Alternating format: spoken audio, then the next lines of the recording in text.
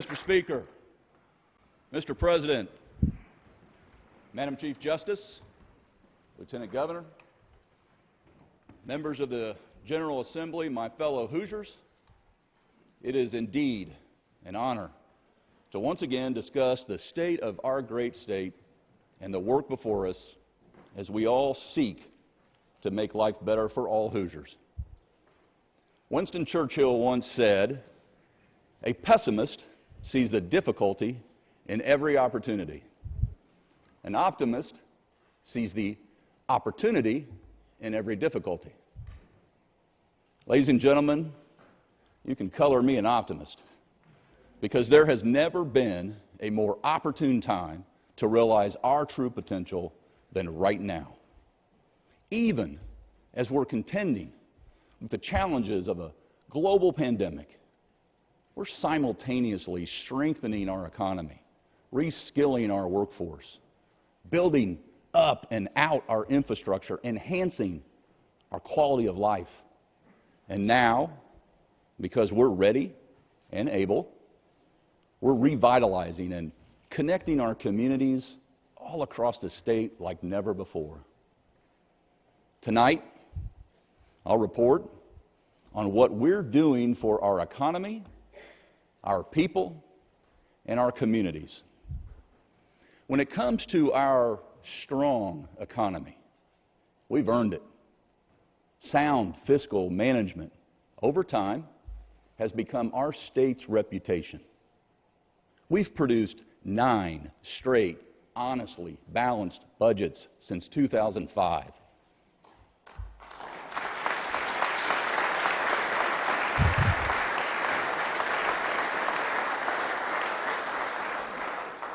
And from June of 2017 to June of 2021, we've reduced our debt by 24%. Thank you, Senator Mishler and Doc Brown.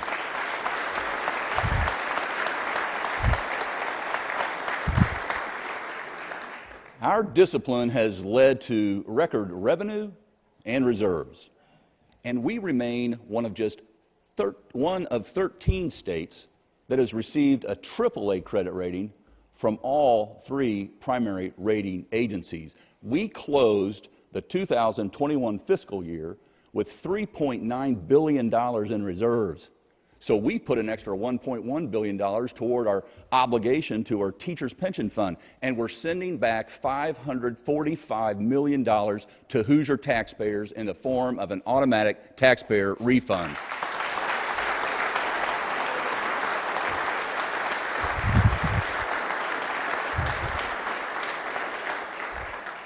Our rigorous oversight of taxpayer money has solidified Indiana's distinction as a place of investment certainty and stability, predictability, and continuity that our families and our businesses, they love it, and even our neighbors envy it. Among every state we border, Indiana now ranks number 1 in GDP growth from 2015 to 2020. In fact, our GDP has grown from $353 billion in 2017 to now $415 billion at a rate outpacing Michigan, Ohio, Illinois, and Kentucky.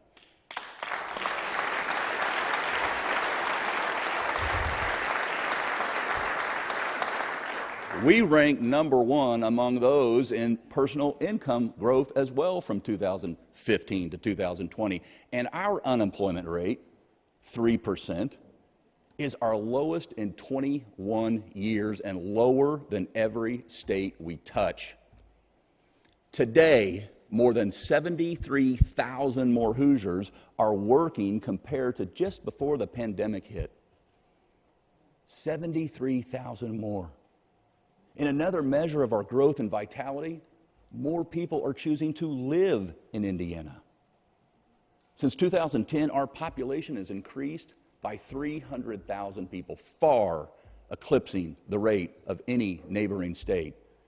In fact, the U.S. Census just put out that from July of 2020 to July of 2021, Indiana saw more people move to our state than any of the 11 other states that make up the entire Midwest region. We increased our population by 20,000 people. At the same time, Ohio lost 10,000, Michigan lost 16,000, and Illinois lost 113,000. U-Haul just released its annual report showing Indiana ranked 6th highest in the nation for inbound migration. Ladies and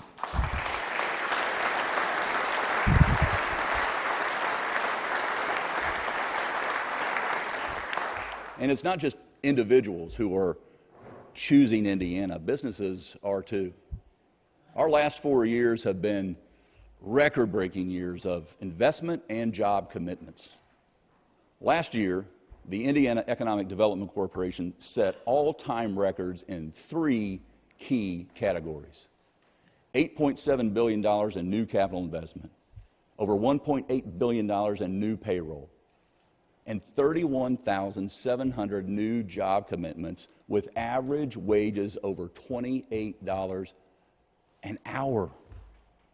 We saw 29 headquarters plant their flag in Indiana, both homegrown startups and out-of-state relocations. Our monthly single-family home building permits are more than every state we touch, and our state housing is hot all across Indiana. Ladies and gentlemen, the state of our economy is Indiana strong.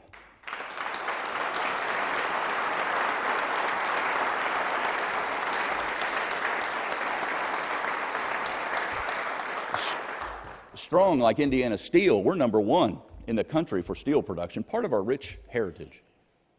And we're also becoming a magnet for the industries of the future, such as hypersonics and microelectronics, cyber, solar, drones, quantum computing, advanced manufacturing, plant genetics, battery technology. I could go on and on, so I will.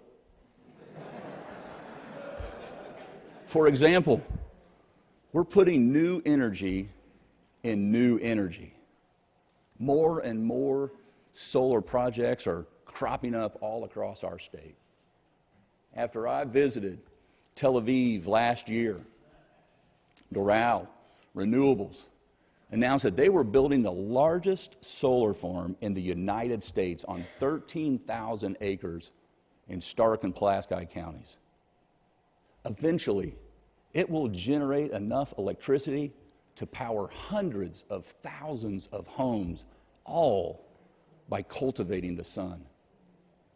Thank you, Nick, for your confidence and incredible investment in the state of Indiana and our people. Thank you.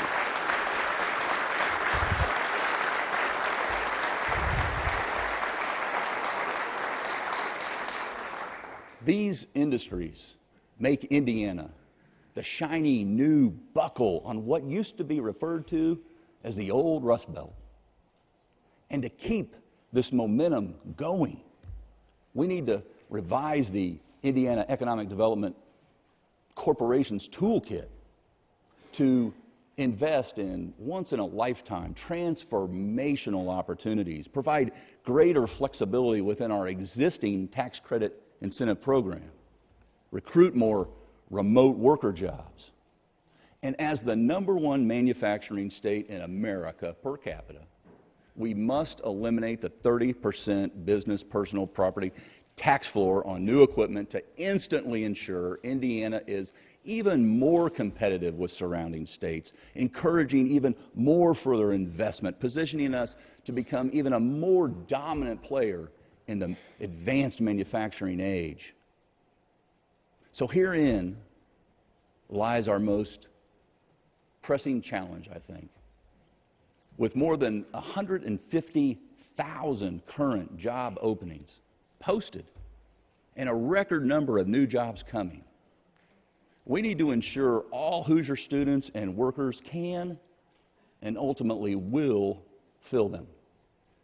That starts in the classroom, which is why, with your support, the budget passed last session, we made historic investments in education. We're investing a record $1.9 billion in new dollars for K through 12.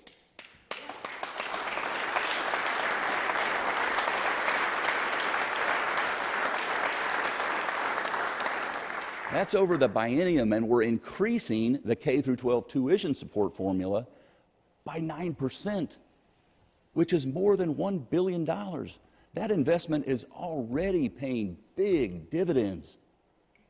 More than 85% of school corporations have raised teacher base salaries by an average of nearly $1,800 in the 2020-2021 school year, and 99% are expected to raise salaries in the current school year. That goal for new teacher salaries, our state's goal of $40,000 by July 1, some 80% of our schools will have achieved it. Think about that, with this budget, what it's doing in every one of your regions, in your districts, in our towns. Their partners at the Department of Education are laser focused on providing more pathways and opportunities for lifelong student success, be it enlistment, employment, or enrollment. Those efforts start early in life. So we must strengthen both the quality and the access to early learning opportunities all across Indiana from birth to age 5 to better prepare students for kindergarten and then everything beyond that. Moreover, we know our children have suffered academically because of the pandemic. So in response, last year, the DOE launched several accelerated learning programs, totaling nearly $160 million extra dollars, with a second round underway right now. We'll be rolling out the Graduates Prepared to Succeed dashboard, so for the first time, parents, community leaders, and school corporations themselves can have easy public access to robust data regarding their school performance. And let's make progress on strengthening our teacher pipeline while we're at it, and attracting and retaining more educators, focusing on diversity and teachers in high-need areas like special education and STEM. To do that, we'll launch a statewide teacher marketplace that connects them with school openings in real time. While education is the starting point, we must do more to align our state's K through 12, higher ed, workforce, and economic development efforts. There is power in their synergy. That's why we launched a one-stop shop website that proactively connects unemployed and underemployed Hoosiers with customized, personalized job and training opportunities. 240 employers and 16,000 individuals have already created profiles. And our Workforce Ready and our Employer Training Grant programs continue to move more Hoosiers into higher paying jobs and increase the number of people achieving a post-secondary education. Since 2017, more than 52,000 Hoosiers have enrolled in our Workforce Ready program. And those who earned a credit saw an average wage gain of $6,800 a year. And through our Employer Training Grant program, 3,700 employers have trained more than 41,000 Hoosiers. And they achieved an average pay raise of over $4,000 a year. All these programs give Indiana a leg up in growing our businesses and bringing in new ones. A great example is Small Business Entrepreneur of the Year Dante Wilburn, who owns Premier Auto Detailing and Wash in Lafayette. As a troubled youth, Dante served a 3-year sentence in community corrections. But a work release program enabled him to work at an auto detailing company and finish a degree at Purdue. He had big ambitions. So he started his own detailing company with a goal, not just to make money, but to also give employees, his employees, opportunities for careers and advancement. Today he owns several businesses. He employs 40 individuals. And Dante says, state agencies have been the backbone of my growth, and there is no way I could have done it without them.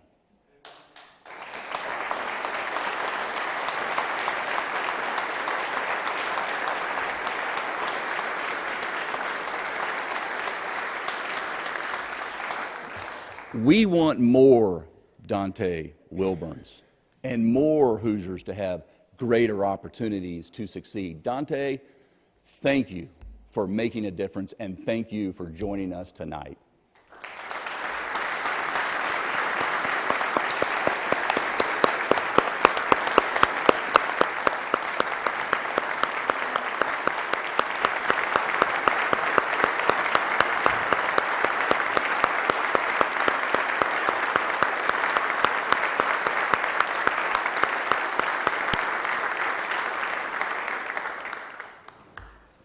I told you I'd see you again.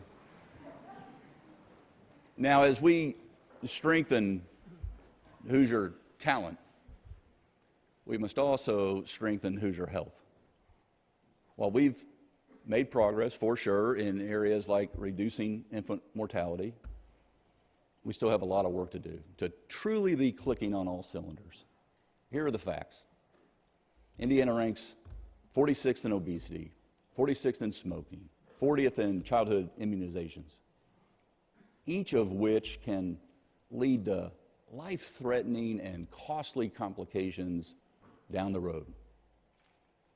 Like everywhere else in America, our efforts to tackle addiction in our communities have been compounded by the pandemic, and we've seen increased fentanyl use as an example.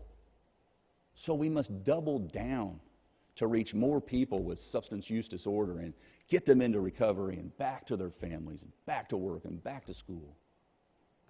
Lieutenant Governor Crouch has made it a personal mission to promote a comprehensive strategy to support Hoosier mental health, which has never been more important.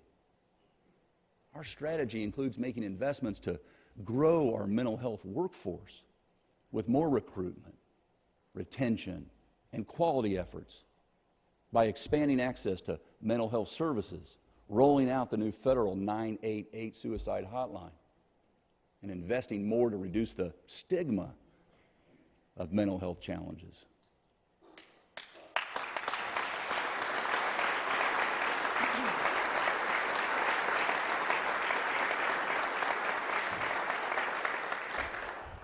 And we will also promote young Hoosier health and wellness by strengthening the guidelines for childhood-led screening and gathering more knowledge about the causes of sudden infant deaths so we can continue reducing infant mortality and saving these precious lives.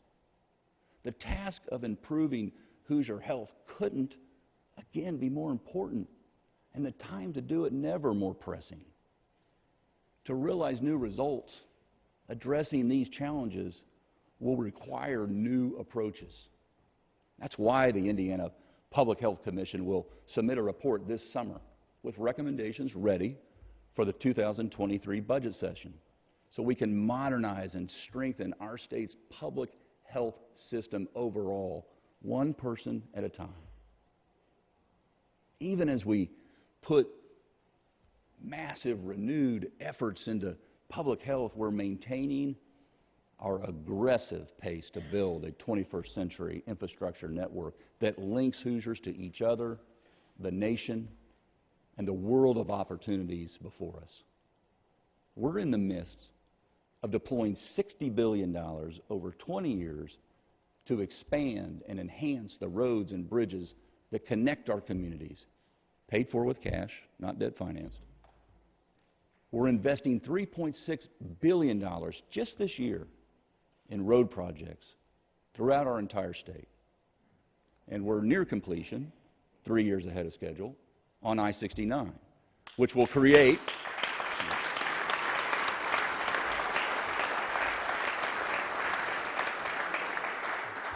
it's a long time coming, and it's going to create one continuous route from Canada straight through Indiana all the way to our nation's southern border. This is a very important trading corridor for us.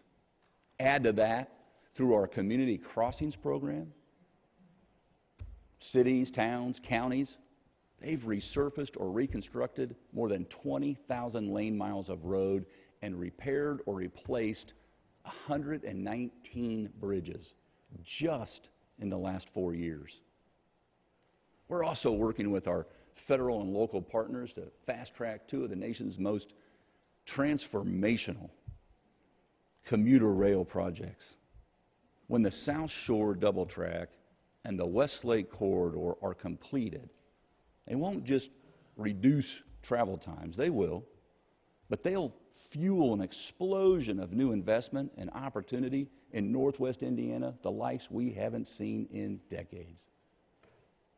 We'll continue working toward the construction of a number of new capital projects throughout our state, including $420 million committed to wastewater, drinking water, and stormwater infrastructure improvements, and $780 million for a new state archives building, a new Westville correctional facility, new blind and deaf schools, and a new inn at Potato Creek State Park. This will be the first new inn since 1939 in our state.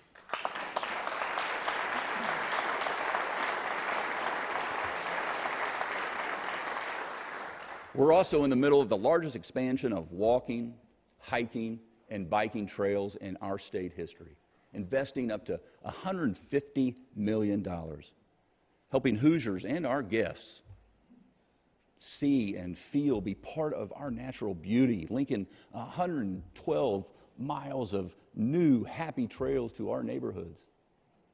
94% of Hoosiers now live within 5 miles of trail access. And you'll find more shade on those trails because our commitment to planting 1 million new trees, well, we're ahead of schedule on that front too. We've already planted 400,000 trees so far, and another 200,000 will be planted this spring. And to fortify our information highways, we've made the largest investment in broadband in our state's history. Since the Next Level Connections program was announced in 2018, we've allocated $350 million to provide everyone, wherever they live in Indiana, with access to affordable, quality broadband and the limitless opportunity it affords. This most recent round saw more than $600 million in requests from nearly every county in our state. It's no surprise that Forbes calls us, Indiana, a national model. I hear about the difference, I'm sure you do too, that this is making in people's lives every day. Like when Amy and Scott House from Newcastle decided to run their business from their home so they could care for their family. They considered moving. But because of a Next Level Connections grant, their home was covered, along with 69 other homes and 10 businesses with 1 gigabyte service. Thanks to Scott and his mother, Patty, for connecting with us here tonight. And thanks for staying in Indiana.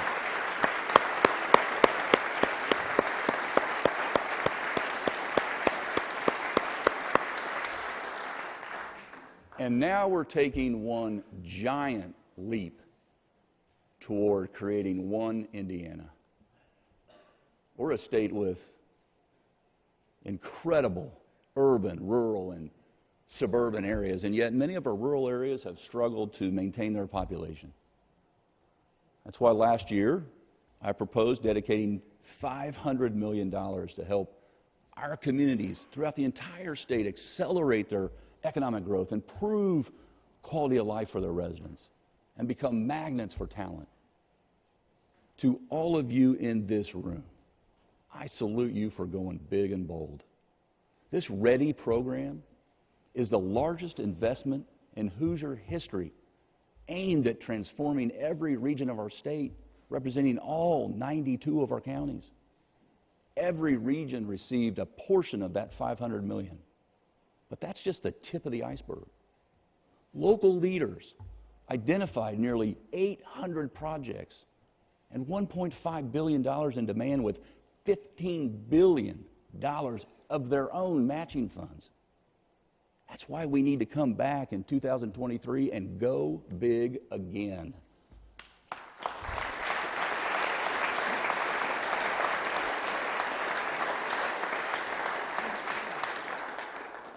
And to further help our communities prosper, we'll continue to partner on public safety efforts and deliver good government service that Hoosiers have come to expect and, quite frankly, deserve.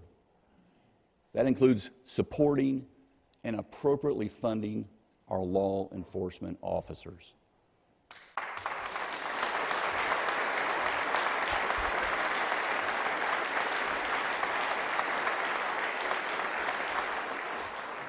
We'll do that in many ways, but including $70 million in our state law enforcement academy and continuing to implement best practices.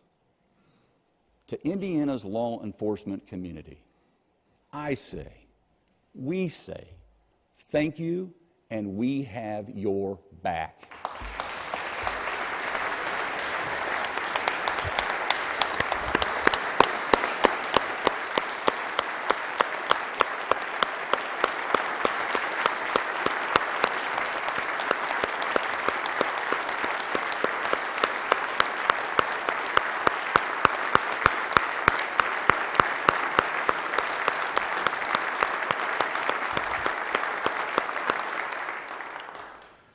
Two more thank yous before I close. This September, Camp Atterbury was transformed from a military training site into a temporary home for some of the men and women and children who fled Afghanistan. We took in 7,500 evacuees, more than 40% of them children, provided medical care, traditional Afghan meals, lessons in English, and what to expect in their new country. We saw an outpouring of donations and volunteers on a scale like no other state experienced. Now most are starting their new lives somewhere in America, with about 500 calling Indiana their new home. I commend everyone, from a small task to a large commitment, everyone for the contributing to this tremendous uplifting effort. To me, it's a great example of what Hoosiers are all about and what we're capable of accomplishing when we work together.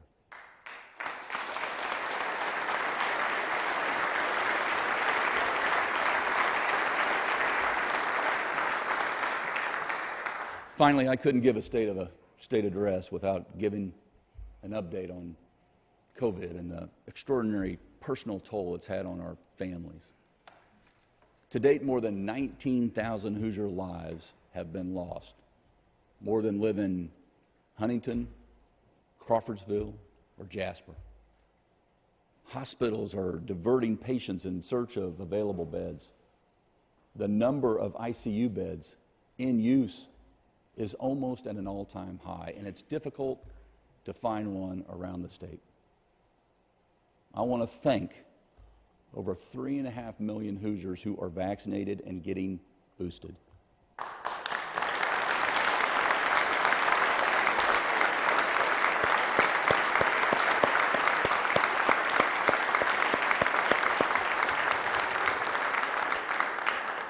You are a big reason our hospital network hasn't collapsed. We know that people getting vaccinated and boosted overwhelmingly stay out of the hospital, stay out of the ICU, and they don't die. If you haven't been vaccinated, I encourage, I plead, I beg of you to speak to your doctor and do so. I say this even if you've disagreed with every position I've taken, because I want us both to be around to continue to have those disagreements. A special, very special thank you to all those who continue to put others above themselves, to continue the battle against COVID. Our hospitals have been under siege. Our healthcare providers are exhausted physically and mentally, as are those taking care of our nursing home residents and students in our schools and our own state health department, quarterbacking it all, and everyone supporting them. You all have been operating in overdrive for 2 straight years. No words, salary, or earthly awards will ever be enough to repay you for the lives that you've cared for and saved. The ultimate judge will be kind to you for living your love for your neighbor. History has shown us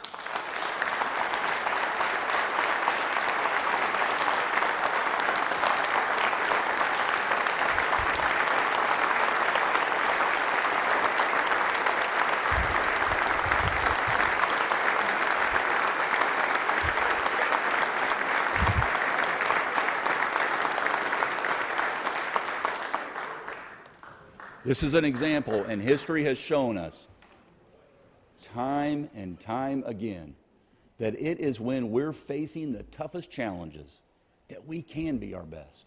Despite our challenges, this is a time of unprecedented growth, connections, momentum, and opportunity for all Hoosiers. This is our time, Indiana, not just for today, but for decades to come. And that, my friends, is exactly what we're doing. Thank you, and God bless our great state, and God bless each and every one of you. Thank you.